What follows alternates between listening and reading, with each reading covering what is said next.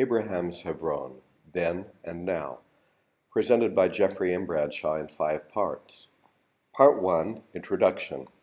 The purpose of this series is to provide a brief introduction to some of the places linked in tradition to the lives of the family of Abraham and Sarah. Many, though not all, of the sites we will visit are in or near the city of Hebron. Interest in the historical Abraham among scholars has waxed and waned over the years. As a few examples of current scholarship, we note the many studies in cultural memory by Ronald Handel and others. Research by Daniel Fleming about the possibility of ancestral connections to Abraham's family among the semi-nomadic Amorites who ranged from Haran in the north to Mari in the south.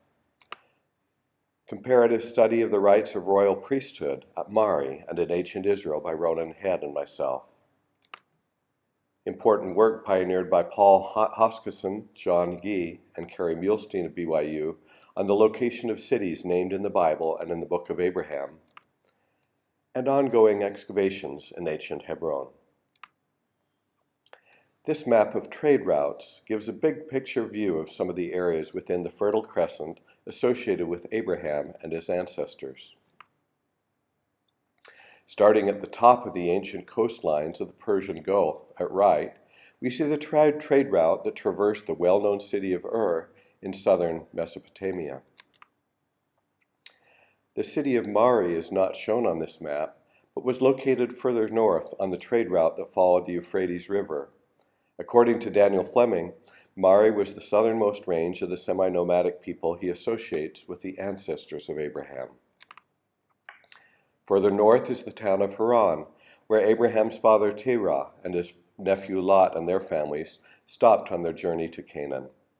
The fact that Haran is so far off the direct path to Canaan has led some scholars to wonder if one of the northern cities named Ur might be a better candidate as Abraham's starting point than the more famous Ur in the south. In addition, Hoskisson, Gee, Muhlstein, and others have argued that a northern location makes more sense in light of stories involving Egyptians in the early part of the Book of Abraham, and a possible reference to the town of Olishem or Ulusum in the same area. Heading southwest from Haran toward the Mediterranean coast, Abraham would have come into the land of Canaan, modern Israel. Now we zoom in from the wider region to look more closely at the area of Canaan where most of the scriptural history of Abraham took place.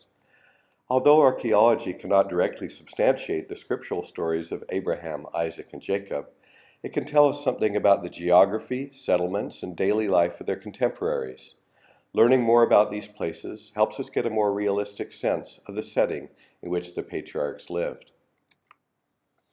As he entered Canaan, Abraham would have passed through the Canaanite city of Lashem or Laish, later known by the name Dan.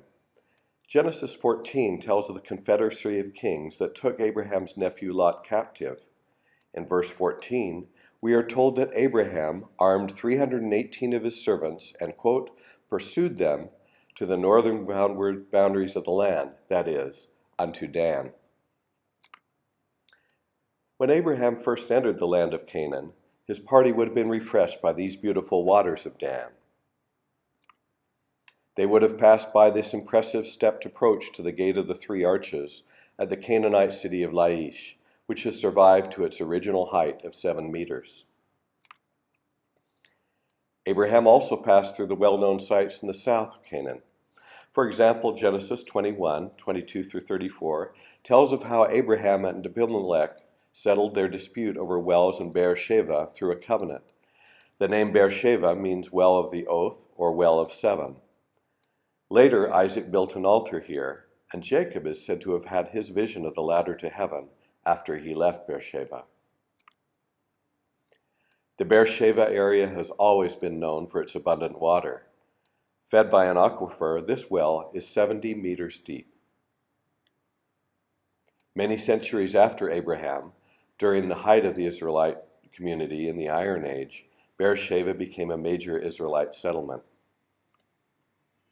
This 4-horned altar at Beersheba is thought to have been from an Israelite temple. Some think that it may have been destroyed during King Hezekiah's reforms, as described in 2 Kings 18:4. Between Dan and Beersheba lies the city of Hebron. A study of the biblical record makes it clear that Hebron and surrounding areas served as somewhat of a hub for Abraham in his many journeys. The name Hebron comes from the Hebrew haver, friend, traditionally associated with Abraham, who was seen as the friend of God. Al-Khalil is the Arabic equivalent of Hebron. Because the area surrounding Hebron is located in part of the Palestinian-controlled West Bank that has often been the scene of violent dispute, it is not visited by tourists as frequently as some other places in Israel. Other sites, such as Rachel's tomb near Bethlehem, as well as Jacob's well and Joseph's tomb further to the north, are also in areas of the West Bank to which travel is sometimes complicated. It is hoped that this series of presentations will increase exposure to these lesser-known sites so rich in biblical history. There are 5 presentations in this series. Following this introduction, a second presentation will take us to the well-known site of the tomb of the patriarchs located in modern Hebron. In the Bible, this site is connected with the place names of Machpelah and Kiryat Arba. Here Abraham purchased a cave for the burial of Sarah from local residents. In the third presentation, we will visit other areas in the West Bank, the traditional sites of Jacob's well and Joseph's tombs to the north, and the tomb of Rachel near Bethlehem.